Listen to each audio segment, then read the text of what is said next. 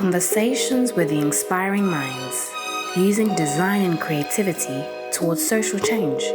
This is Design for the People with Greg Bunbury.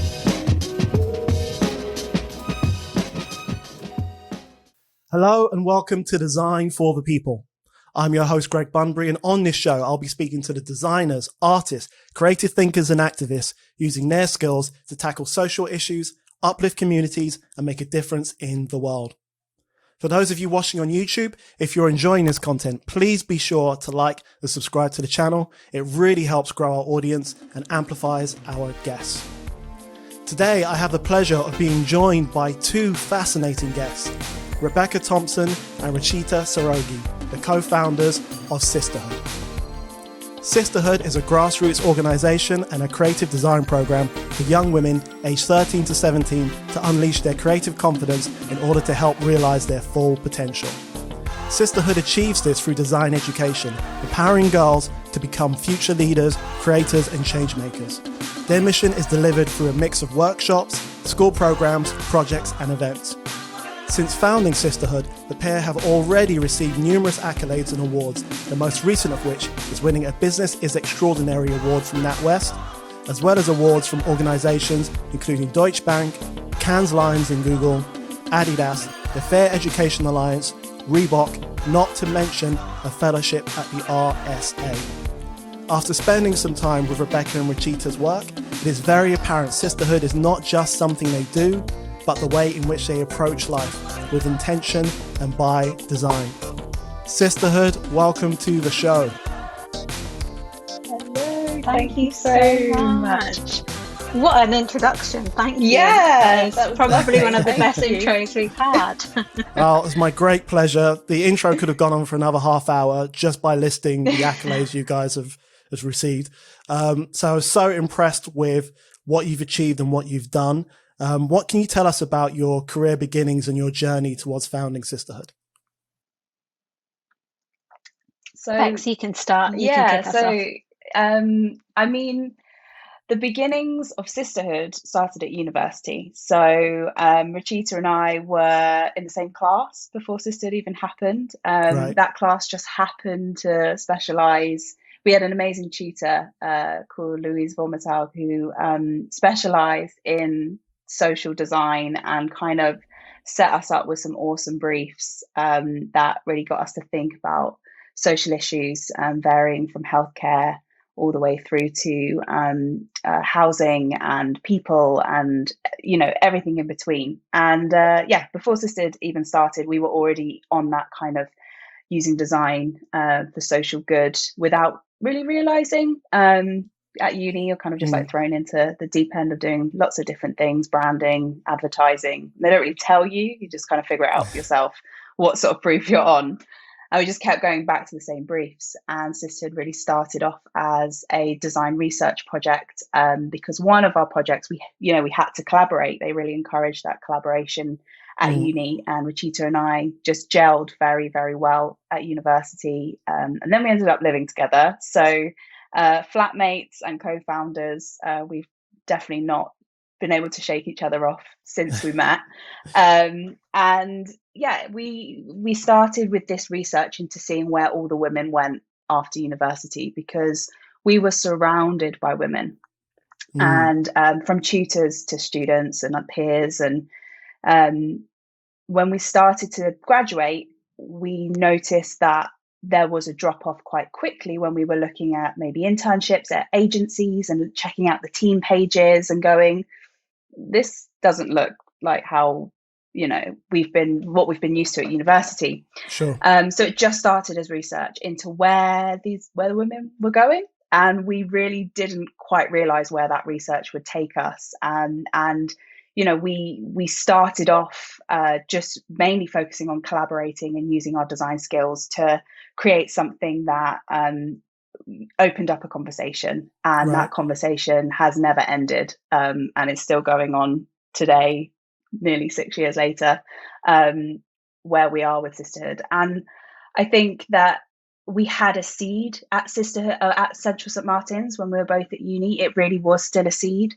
And after we graduated, we continued to kind of figure out what sisterhood even looked like, what it was going to do.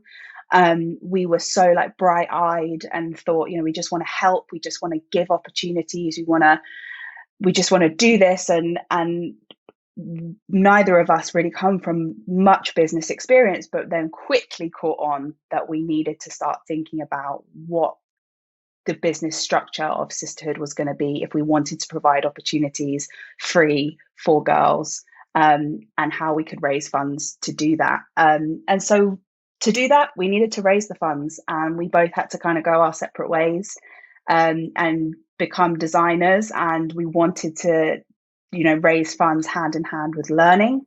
We both worked in charities actually to begin with, because that was where our heart kind of was using our design for causes that we really care about. And along the way, we learned how to build a business from the ground. Both of the charities we both picked had, you know, they were startups themselves. And that, along with a lot of experience, and we gravitated towards opportunities that kind of always had a facilitation aspect. I don't know whether that's like the inner performers in us. Like, we both perform in different ways, and I think that it was kind of, that was the outlet, was bringing people together, having conversations, and then from those conversations doing something about it. Like, not getting too once you get into the conversation, going like, where do we go from here? Like, how do we move forward in this conversation? Right. So that has led us to where we are now, which is really on this precipice of being full-time sisterhood. And the programs would not exist without that time to really figure out what we were doing and who we were. So, I mean, in terms of looking at it from the point of view of education, data generated by the UNESCO Institute for Statistics show that women are becoming better educated than men around the world and outperform men in almost every single aspect of higher education. So therefore, they constitute a growing resource for talent. So was that initial foray into sisterhood, did it come from a need to address inequality in terms of the business sector, or was it more in terms of the cognitive aspect, so more of the moralistic and the social aspect?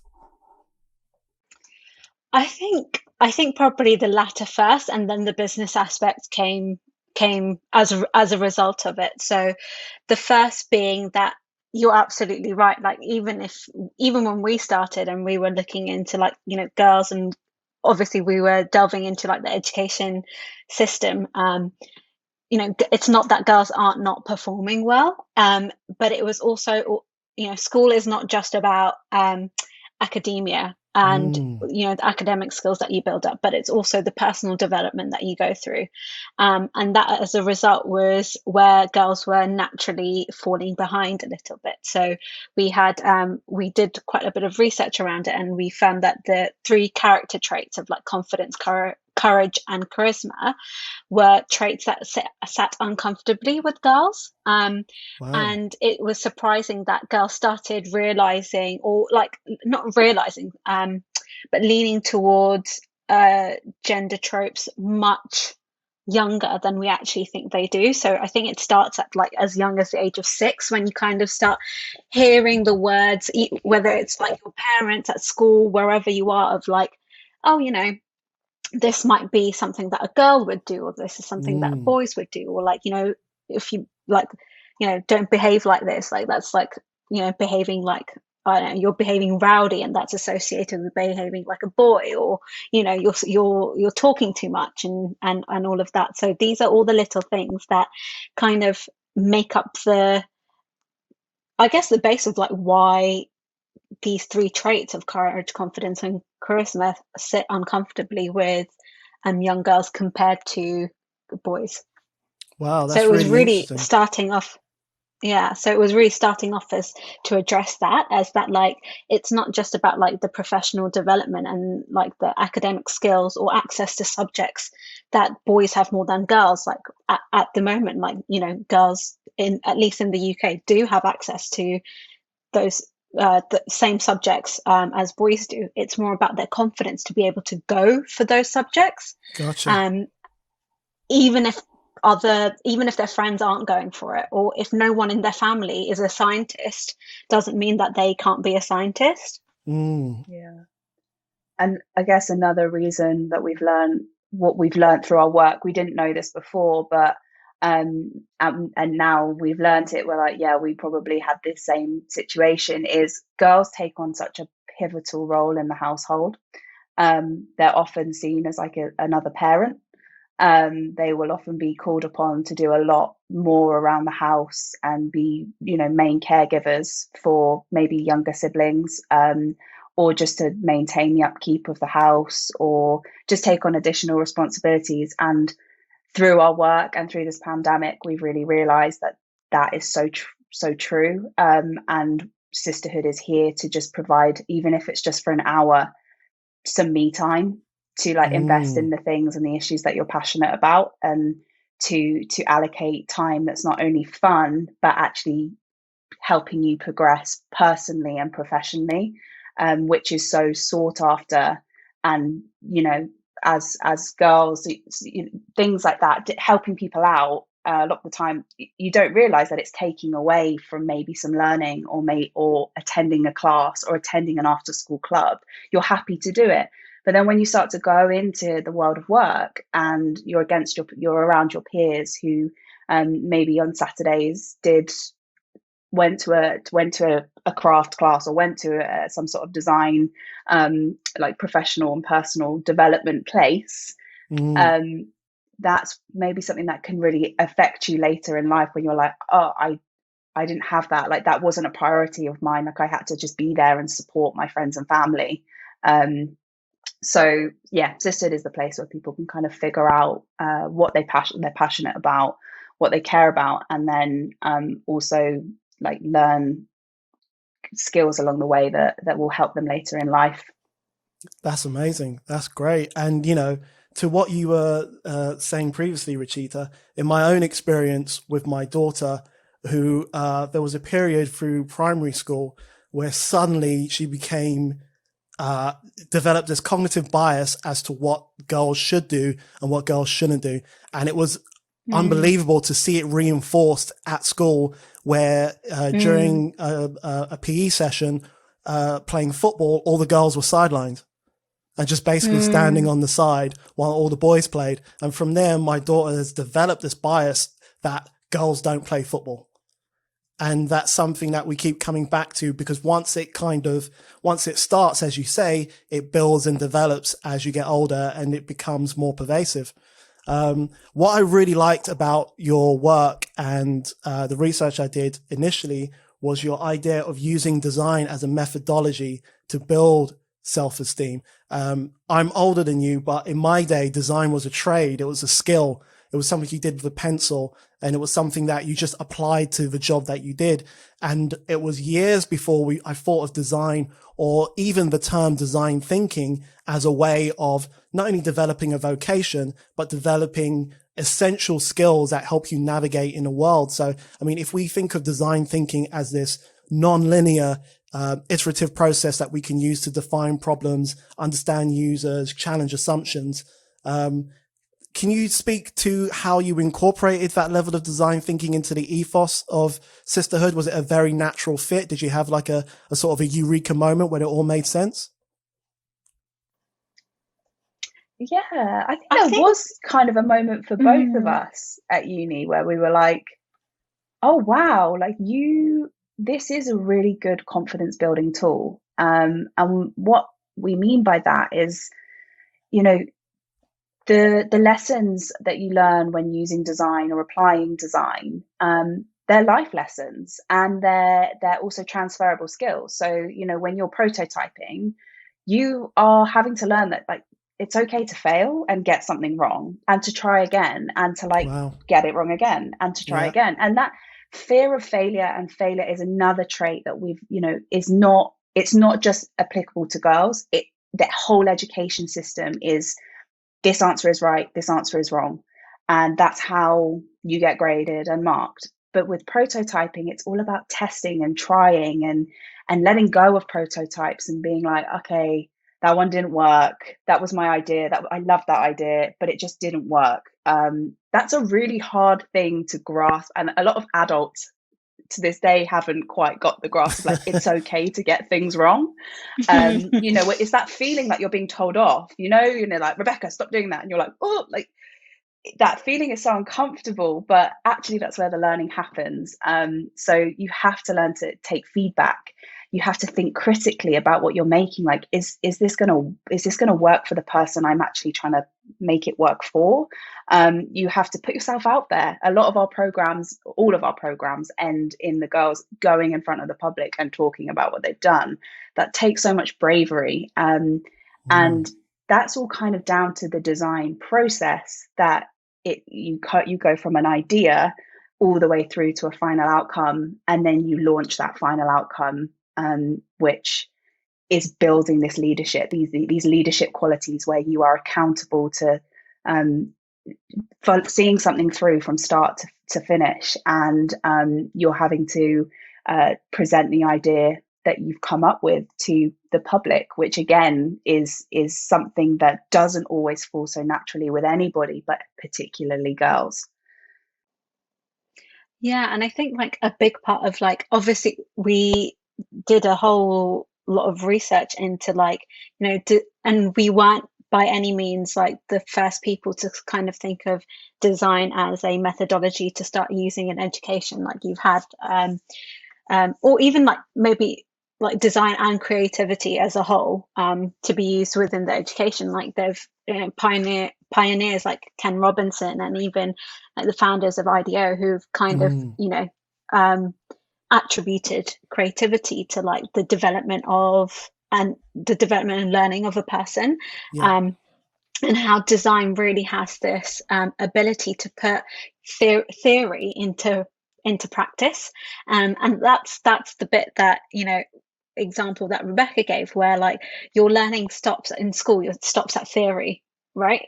You don't do practical projects to put that theory into testing. So of course you don't learn how to, like, the idea of like failing and like learning from your failure and then carrying on anyway, because at school you're kind of just stopping at theory.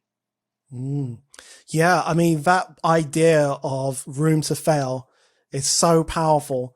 And one of the scary things that I've encountered just by speaking to design students and people studying at higher education is that this overwhelming fear that people don't have room to fail because you're coming out of university and you have debts and student fees and you have to find somewhere to live. And so there's so much pressure to just kind of nail this one thing and just, whatever you're getting into or whatever field or whatever discipline of design. How do you build that room to fail into your programs, or is it just a constant consideration? I think it's a constant consideration, but that consideration came from us developing our ability to give ourselves room to fail. Oh wow, yeah. And that came from, obviously, like, part of it was through university, and the fact that we were constantly doing projects, and some of them didn't work, and you would get critiqued and be like, why have you made this? Like, what on earth were you thinking? And it's that practice, it's that muscle that you build where, like, okay, just because it didn't work, so what? I can try again. It doesn't stop at like it didn't work, and it takes time to develop this mentality of like, okay, fine, it didn't work, let's try it again. So that's why our programs have that consideration from the start, where we take the girls through this iterative process, and they encourage, and you can see the uncomfortable feeling that they have when they first, like, they don't answer because they're just like, I don't want to get this answer wrong. And we're just like, there is no right or wrong. I was like, guess what? There is no right or wrong answer. It's just what you think, and that's totally fine. So that's something, like, that's a consideration that has been like put into the way we designed the program, so that they have room to room to overcome this fear of Gotcha. failure, Yeah, as yeah. you say. Just adding on to what Rachita said, I think the thing that's consistent throughout, and we've learned to do always along the way, is the scariest question you could ask our girls is, how do you feel about that? So we might show them a case study or something to respond to, and we just go, how did that make you feel?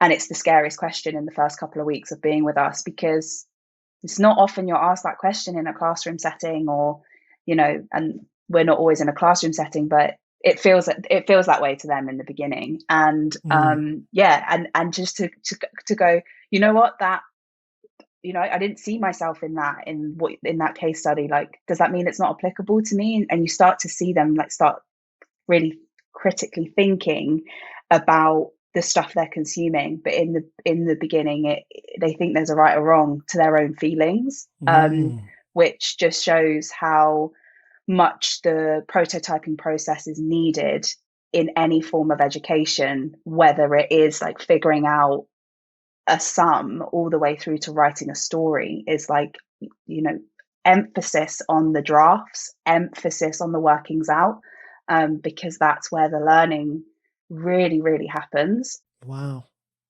Yeah. I mean, this leads me into my next question, which works really well. But like, when you go about creating these programs and you're essentially making creativity accessible and democratizing learning, how do you go about it? What's the process? Is there kind of like a workshop stage, or do you kind of just bounce ideas back and forth, or do you kind of have set areas that you want to move into with your programs?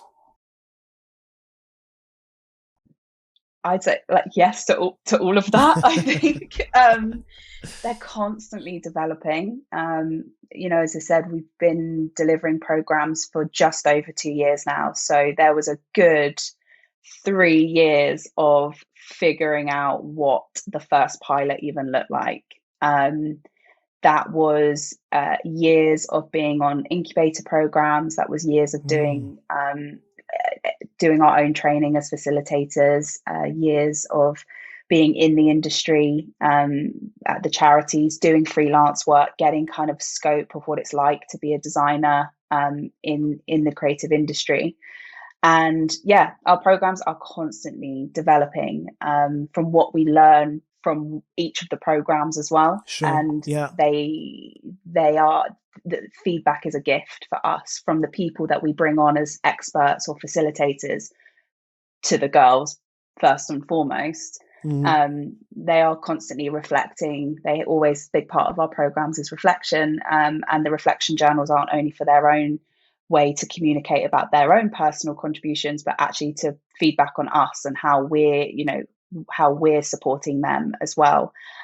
So quite quickly with every program, even from session to session, we're getting feedback to kind of take into the next session that's a week later. And then once we wrap up a program, we always have a debrief with not only ourselves, but with the girls after the launch night, to just make sure that the programs are they start and end the same, but the journey in between always looks very different. And maybe Rachita wants to build on that. I think, Rebecca, previously we were talking and touched upon really well where, of course we have a framework in which our programs run, but we've built the framework in a flexible way that really responds to what the girls are doing in the session. And Bex was saying, like, we always have a starting point, and we know we have a launch night at the end. What happens in the middle is led by the girls, and that's really a big part of how we develop our programs. And part of democratizing learning is that the facilitator and teacher is not always the expert in the room, right? The learning, the peer-to-peer learning that happens, that's really important. The student to teacher or facilitator learning that happens is equally important. Like, we might have some, we've had situations where sometimes where, like, you have one group that's really struggling and you have one group that's just like flying off with their project. So how do we create a balance between those things. Like, these are things that we learn from them by asking them, what do you need and what do you want, and what can we support you, versus like, here's how we can support you and this is just how it is. So it's really important that the in-between stage of start to end is really led by the girls, which can often mean we're just like, okay, next week, right? Okay, we know we have these set of activities that they need to do in order to progress on their project, but we also need to think about this that they fed back on, and we also need to like maybe bring in an expert that can support them even more. So it's a very like involved process. Like, we are in each program with the girls. Like, it's not as if we're just like, okay, we have it all written down and we're just going to do step A to step B to step C. Like, it doesn't quite work like that. Yeah, I was even going to say that we have a voting, there's a point in every project where they vote for their favorite ideas and stuff.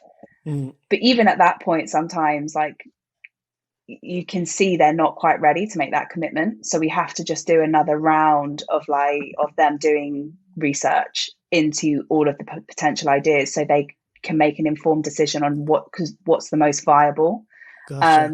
And that's really interesting. So I was going to be like, yeah, we always have a vote, and I'm like, that never is, like, there's never an actual week we know when the vote is going to happen, because some of the groups love research, some of them absolutely hate it and just want to create and make. And so we have to make sure we hit certain markers.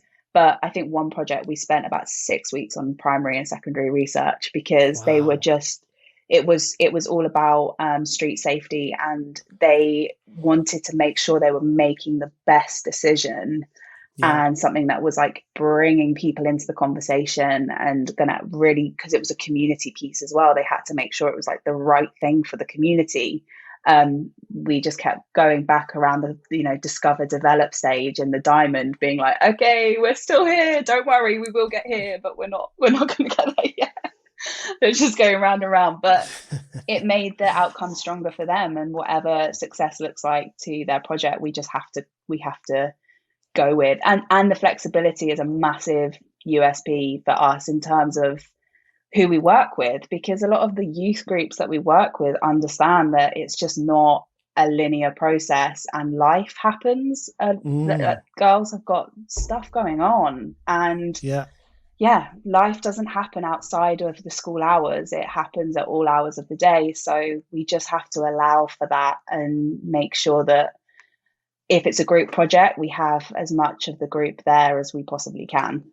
And what I really like about it is it also challenges the assumptions of our model of education. So, if we think of school, the first thing we think of is a teacher standing in front of a chalkboard and rows of kids sat in front of him. And it's this kind of absorb and repeat and regurgitate the information as it's been given out. But in the model that you're proposing, it's almost like the learning is, the chairs are all in a circle, and there is no fixed point. There's no expert in the room who's dishing out the information for everybody to absorb. It just becomes this ever engaging, evolving circle where the information is just being passed between people. So that's really compelling, and that's really exciting.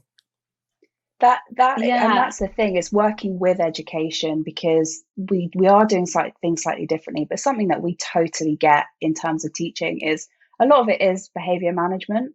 And we're not going to sugarcoat it. It's a lot of what we do at Sisterhood as well, is holding our girls accountable for their actions and their contributions to the session. And we all have bad days, there's challenges that are invisible as well. And we empathize massively with what teachers have to do to kind of get students from A to B, and behavior management is a massive part of that. And I think that democratizing the space has also been a big part of Sisterhood, and we create the space with the girls. So from the beginning, they are writing the rules, and they know right from wrong. They know that if they don't turn up to the session and they don't tell us where they are, that's problematic on so many levels. And so we say to them, okay, if you don't tell us where you are, like, what does that mean for you? Shall we have a chat at the beginning of the session? Shall we call home? Shall we and they make the rules. So they know what's coming if something's not met, or they don't show up, or they're not communicative. And we do treat it like a workplace, like it is them really, it's a professional space for them as much as it is a place to kind of figure out and grow and develop, which is what work should be anyway.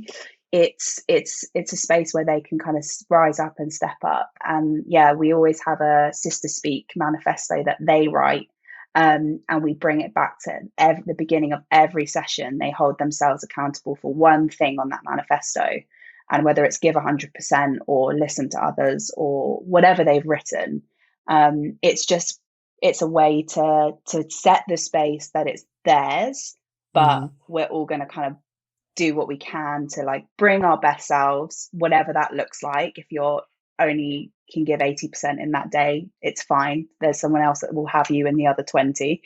And yeah, like how space looks like a good space to a teenager, because it's very different to what it looks like for me and Rachita, or even yourself. Like your environment is relative to your age and who you are and who you're interacting with and who's in the room and who's speaking. So that's another way that we've tried to kind of democratize education or a learning environment, is they write the rules, basically. Wow. And just on that note, you're dealing with people across demographics. You're dealing with people across backgrounds, across ethnicities, across situations. Maybe even dealing with difficult situations, invisible disabilities. How do you ensure that you're connecting and giving the right kind of attention to each person? Are there external partners that you rely on and you have to bring in sometimes, or do you manage it yourselves? Yeah, so it's a combination of lots of things. So, in terms of like reaching a diverse group of girls, like we really make sure that we partner with schools who are encouraging, like we really work closely with teachers and that school to encourage the girls who they think will really benefit from being on our program. And often, that means we have girls who might have some, we've recently been doing a literacy and leadership program where, we've have girls who teachers have said that their literacy levels may not be the standard literacy levels that needs to be for that age, or oftentimes we're working with groups of girls who might have disabilities or invisible disabilities when learning. So we make sure that particularly with disabilities, we make sure that we have a expert in there who is familiar to them, so they know that they've worked with them before, and they can support them in that way.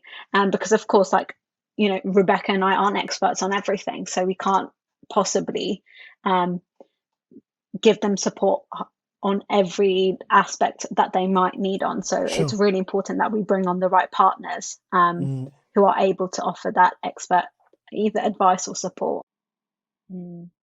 Yeah, and that's partnering with community organizations to reach hard to reach girls.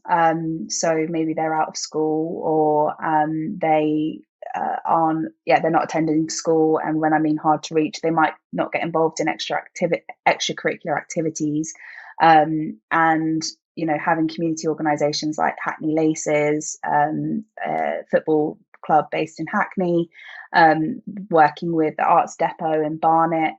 They are the community champions. Katie Huey and Francesca Cross, who we're working with at Arts Depot, they are the champions. They're the familiar faces that the girls come to, and we build up trust with them. And then over time with taster sessions and like really connecting with that, like embedding ourselves in their world and going to them. Like we would travel on a Thursday night to after a whole day's work, go to Hackney for when they started football at 6, and then we'd be there until 8, and then we both lived like all the way other side of the river. So it was, we wanted to go to where they were, and that's a big part of it as well. Being hard to reach is like going, Sisterhood is based here, you need to travel an hour to us. No, we we will always try and come to you, and or a space that's convenient for you. And the experts are, it's still evolving. We're like, if anyone kind of is listening to this, like, we are always interested from hearing from anybody who would love to like come on and just volunteer their time and support our girls, talk to our girls, like hear their ideas, give feedback on their ideas. We'll always make sure that the right groups, the people and the experts on particular issues, because as Rachita said, we don't know everything about everything. Sure. And we've got to set that example of like, we need to be curious, and we need to invite others into the space so that we can learn from them, and hear difference of opinion. And then I guess it's just in terms of outreach, anywhere, anytime. So if we're trying to get girls to apply, so self-apply to particular events, for example, we'll always try and make sure that we'll always apply for Facebook groups that are for particular communities, and let them know like, this is what's going on and you have choice to be part of it. We would love to have you there. And we always try and make sure our support is free, because it's a privilege to be able to pay for any kind of event. It's a privilege to be able to volunteer for an event. It's a privilege to give up your time for a program like this when it's not in the school hours. To attend a 15-week program after school hours is, that's a huge amount of time. And that's something, that's why we work closely with schools to get this into the curriculum, so it's within those hours that they've already allocated for learning. And wow. That's amazing. Wow, thank you for sharing that. How do you measure or quantify the effectiveness of your programs and your outreach?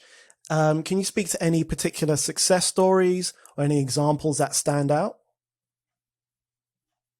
Yeah, I think impact is a huge part of, and making sure we measure that impact is a huge part of what we have to do, and actually what most social enterprises have to do as part of running as a social enterprise. So we are constantly, like, we ask girls to, oftentimes it looks like surveys, oftentimes they're interviews.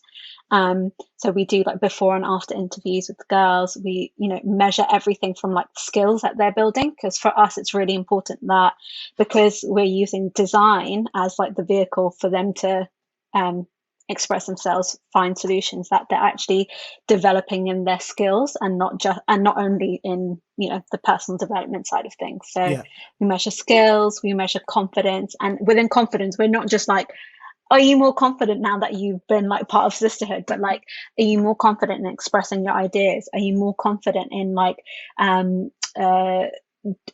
taking part in activities that your friends might not be able to? Are you confident in speaking up or getting involved in opportunities that are unfamiliar to you?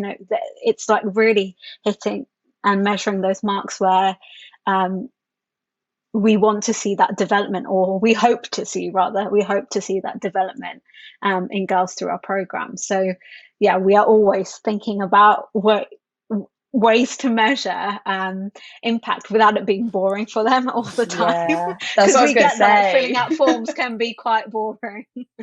It's always in the moments that I just remember with one of our first projects ever, we recognise, and their whole thing was setting out to see more diverse representations of beauty in the media, and better more accurate representations of culture and beauty traditions. And Glamour came to their event and wrote a whole piece on their event. Oh, wow. And it was honestly, it was so cool, because we didn't know they were coming. We'd invited them and they didn't tell us they were coming. And then all of a sudden it was just like, teenage girls create this kick-ass platform to change this. And for us, though, not just the press, but it was the fact that they did what they set out to do. And for us, the impact lies in they've made the project, but the real impact lies is making these projects happen beyond the program. And that's a big part of why we were wild and crazy enough to not only start Sisterhood School, but start Sisterhood Studio hand in hand. So Sisterhood Studio is where we take on client projects which are socially inclined or have a social mission, and we work with clients very transparently to say, like, the work that you're doing is supporting girls projects across all of our programs. And we're in the process of trying to get, like, one of the projects that was done last March, which was Pop Path, which was all about making the girls walk to school safer. We're in the process of actually getting that implemented into the alleyway that connects them to their school and the train station. So that's where the impact is for us, is seeing these projects come to life and then seeing the community interact with them, or whoever they've set out to support or help or engage with.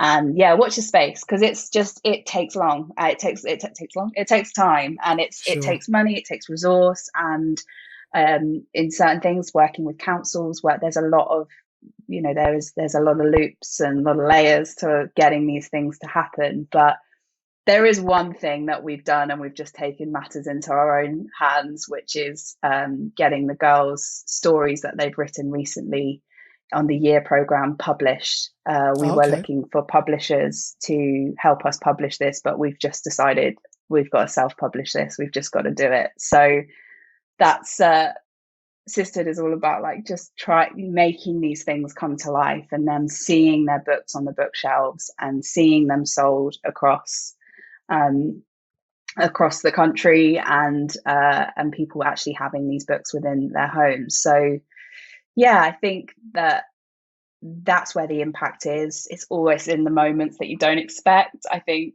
Rachita, you had a lovely moment on Tuesday where they were all just reflecting on their time at Sisterhood, and I was like, they were. We had, so part of this 1-year program, there's also a documentary coming out of it, and we were doing a session for the documentary where they were asked to write a memoir of their sisterhood journey so far. And mind you, when Rebecca talks about, like, behavior management, just earlier on in the session, they were just not present. They were giving us a hard time in terms of, like, getting them to do something. So by the end of it, when they had to write this memoir, and they were recording it as if it's a monologue, and just to see that in their own words what the journey of this particular program has been for them, was, like, really rewarding. I was like, you did it at the end. It was like you were, you're being troublesome at the start, but, like, look where you have got to, like, look what you have managed to achieve. So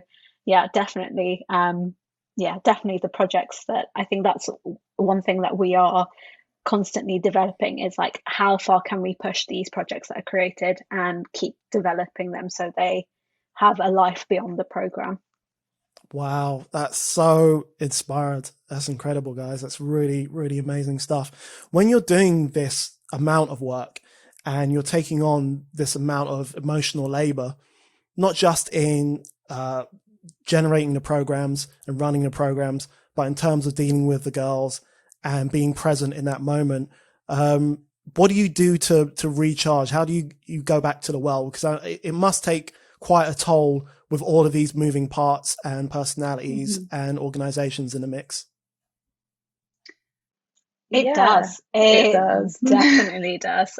And we're different just off of, as well, aren't we? Like, we're so different, but, like, always looking to each other of, like, how to actually do that effectively. Like, I now journal a lot more because of Rachita, and that is it. I mean, you are so good with your journaling, Rachita. I will, like, write about a week at a time and then just, like, leave it for a bit and then come back to it. But yeah, I think and that's something that we've got in our programs, is, like, we don't make the girls do anything that we wouldn't do. So it's unfair for me to get them to write reflection journals, and then I'm not really reflecting on my own, how things have gone or how I've responded to things. And, the emotion, I'm an emotional spirit, like, and that needs to just go somewhere.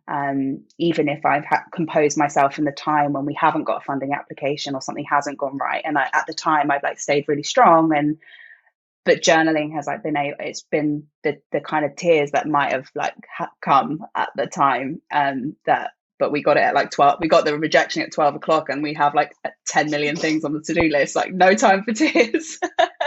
So like, I think journaling is something I've learned from Rachita to just compress, and not compress, like to go through how I'm actually feeling or how something's gone.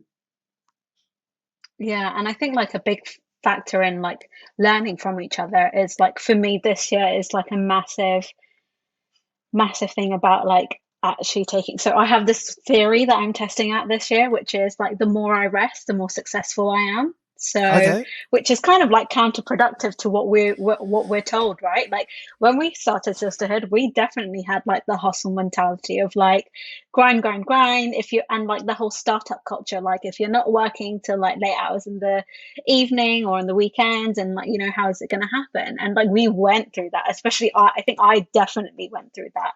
And to come out of the other side to be like, actually, you know what, that this might not be right, this might not work, and to give yourself that time to just replenish, whatever that looks like, whether that's journaling, whether that's doing a bit of exercise to make sure that you're taking care of yourself, and like in whatever aspect that you of your health that you want to, making time for friends and family, like, you know, the people who give us energy, like all these different things contribute towards us being able to keep doing this. Because I think one thing we both like had a realization like quite early on was that the only, you know, the biggest thing of Sisterhood would be failing is if we burn out. And Yeah. I was just like, I will be damned if Sisterhood works because we've burnt out, and not because like we tried and it just, and you know, it didn't happen because it wasn't the right thing, but not because it didn't happen because we just, you know, we burnt the candles. Yeah. Yeah, I think that's fair. And we never compromise on the check-in. Like a check-in in the morning goes a really long way, and that every check-in might look different, but it's kind of going, how are you doing? And you're like, oh gosh, that was a really terrible night's sleep I had. So you're aware of each other. And I think that's something that we'll always do as we grow a team, is just to check in and not compromise on that, no matter what we've got on the diary or the calendar or even deadlines, because it sets the space up well for us, and then we're aware of each other. We're just aware of what's going on, and 9 times out of 10 it's like, I'm ready and raring, let's do this. But there's some days where there's especially this year, it's been tough, it's been really tough, and we've had to lean on each other. So yes, and using and finding things that don't always like cost a lot as well is important. You know, like we know that you could have we've had coaching and things in the past, and that's something that we have always wanted to be able to sustain, but having backup options like journaling and each other to talk to, just when coaching and these sorts of other external things aren't available to us, it's reassuring that we have other outlets that are more accessible, and hopefully and other founders feel that way as well, is that there are other outlets to turn off and switch off. Yeah. Just, I mean, out of interest, would you say when you need an additional push, or when you need to motivate yourself or really get yourself back in the game, what's the thing that drives you? Is it a sense of wanting to address the inequality in design? You've both worked in the design industry, and you've both experienced how it is, you know, in real time for yourselves. Or does it more come from a sense of empathy for the girls and wanting to be there to support them? I think the latter massively. Like, I think the latter, like, and it's not even empathy to support the girls so much as it is like to make sure we show up for them no matter what. Right. Gotcha. That, and like that's definitely the thing that we're just like we have so many days when we're facilitating, like before we go into a session, where we're just exhausted, like absolutely exhausted. It happened yesterday actually. We were so tired because we facilitated through the weekend last weekend, so we didn't really have any time off.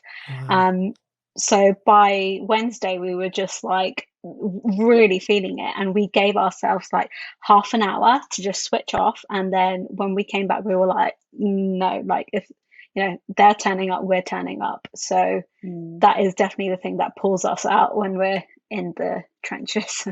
Yeah, I'm just being there for, it's the being there for them, and holding that, having the space for them to come, because for even personal reasons, you just know when, like, from school finishes at 3, right? That's a really long time on your own, or that's a long time till you go to bed as well. I know things that you have homework and you have other things to do, but especially when we do anything with after school clubs, it's especially when it's outside of school hours, that really motivates me to be there as well. Is if you weren't here, where would you be, or what would you be doing? Wow. And like, I think we've been teenagers. We know what it's like. We know how easily it is to kind of go with a certain group, or to make a decision that can kind of change your whole life, or tip your world upside down. And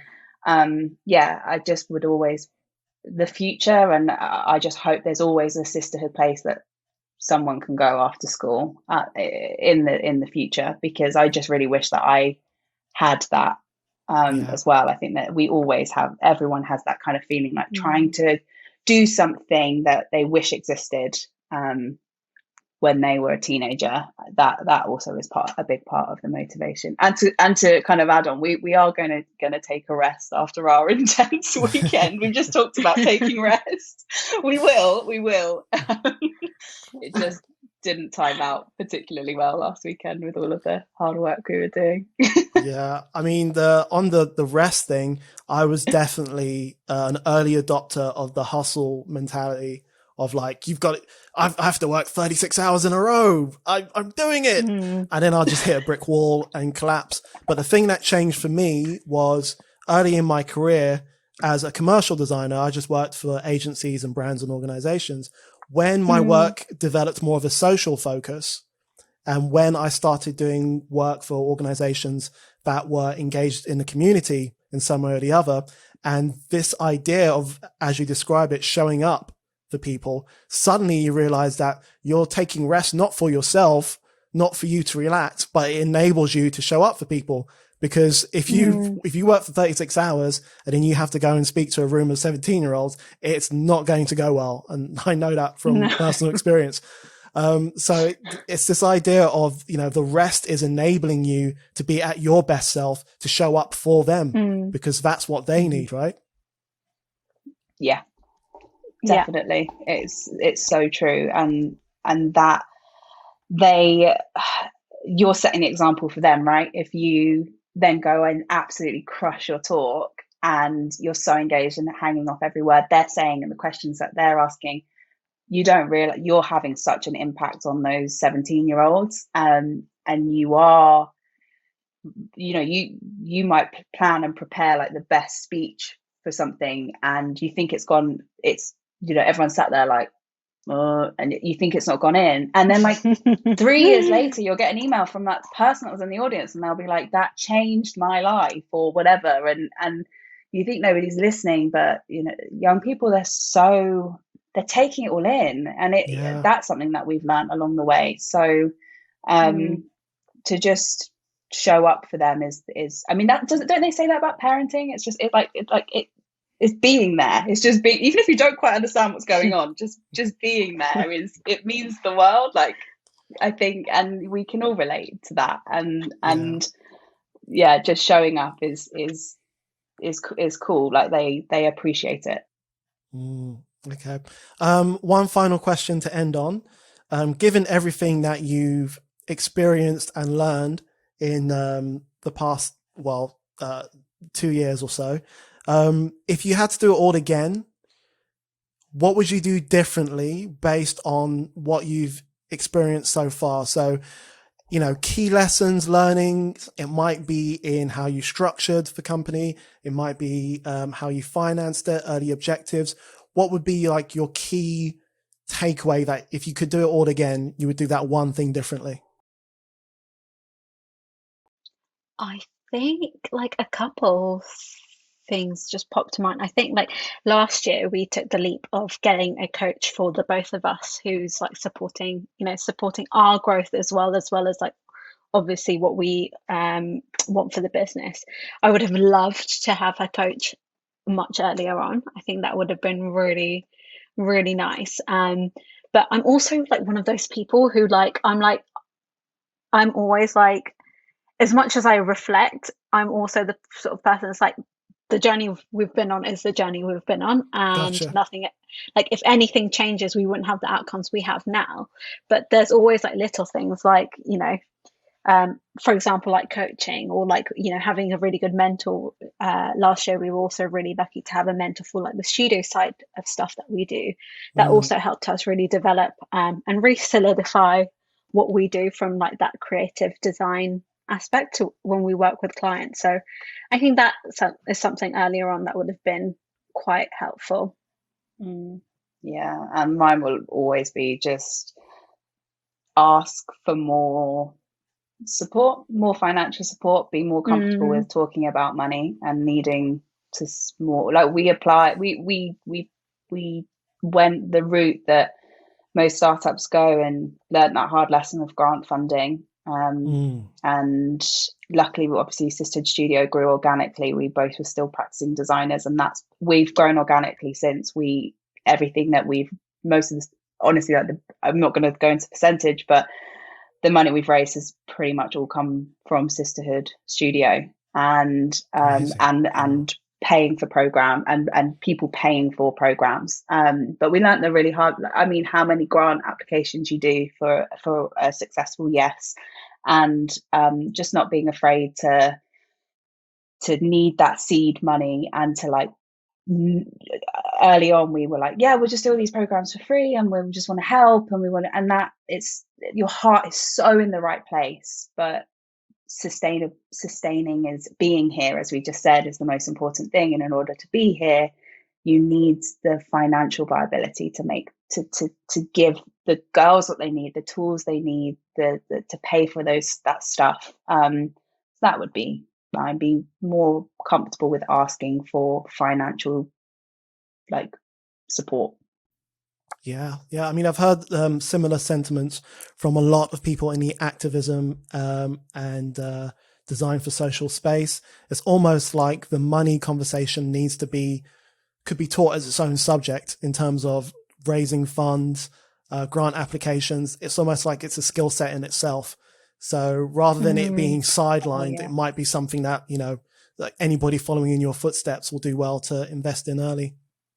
Yeah, it's such a skill. Like we have such talented fundraiser friends and we are so lucky to have their support. And it is such an art, it's such a skill. It's a form of like communication and creativity in its own right. And it's fundamental in making sure that you're applying and you're giving the most truthful story in your application, so that when the money lands, it's actually a really nice process between you and the funder, because they're so aware of what you do, you're so aligned, it's great, and they trust you and you can just fly and let your project out into the world with their support and report back to them on how it went.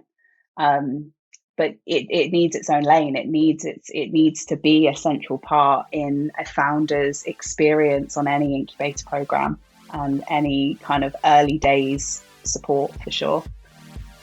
Yeah, indeed. Okay, great. Thank you so much for your time today. I really appreciate it. It's been amazing. Where can people find you online? So they can find us at www.oursisterhood.co.uk and then Our Sisterhood across all social media as well. Those links will be available in the show notes as per usual on the episode page. My thanks to Rebecca and Rachita for joining me today and sharing the fantastic work they've been doing with Sisterhood. It's an incredibly inspiring story that demonstrates the power of design thinking, challenge inequality, uplift marginalized groups, and create a compelling future for our brightest and best. You can check out more episodes of the show at bunbury.co/podcast. That's BUNBURY.co/podcast. sisterhood.com/podcast. My thanks to Sisterhood for joining me again, and join us next time for more inspiring conversations with the creatives looking to change the world. Thanks again. Thank you. Thank you. You've been listening to Design for the People with Greg Bunbury.